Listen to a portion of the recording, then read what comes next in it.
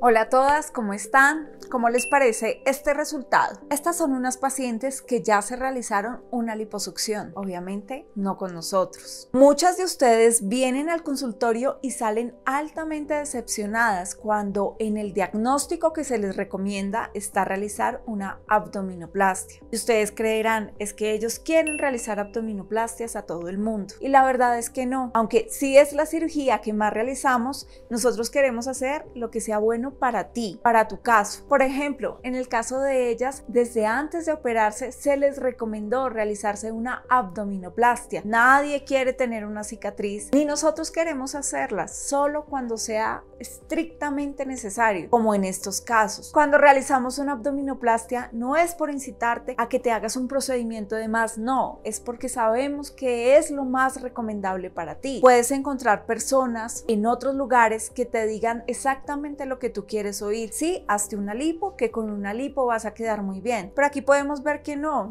vas a quedar bien.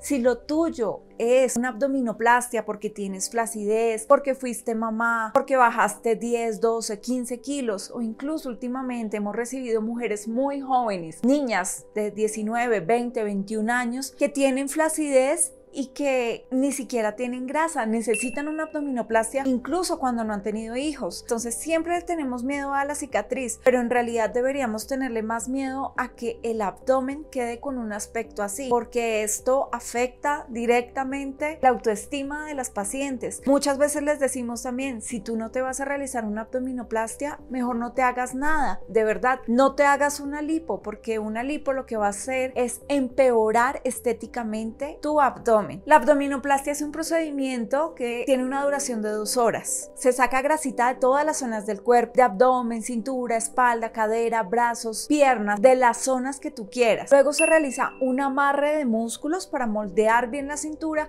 y finalmente, y lo más importante, es quitar toda la piel que va a quedar sobrando. Además de esto, se puede aprovechar la grasita para colocarla en los glúteos. Esto se lo hemos explicado a muchas pacientes y sin embargo hay alguna que otra que dice, no me importa que me quede flacidez, yo me voy a hacer la liposucción, y deben firmar un consentimiento donde ellas dicen, me advirtieron que me podía quedar flacidez, aún así yo acepto, quiero realizarme solo la liposucción. Y aunque en algunos casos no ha quedado tan extremo como en este caso, en el 100% de los casos queda flacidez y en algún momento van a volver a realizarse otra cirugía para quitarse la piel que está sobrando. Entonces, esto es una invitación para que ustedes sepan que nosotros vamos a ser súper honestos con ustedes y el diagnóstico que le entrega el doctor Barrera es únicamente pensando en ustedes, en cómo se van a sentir después de la cirugía.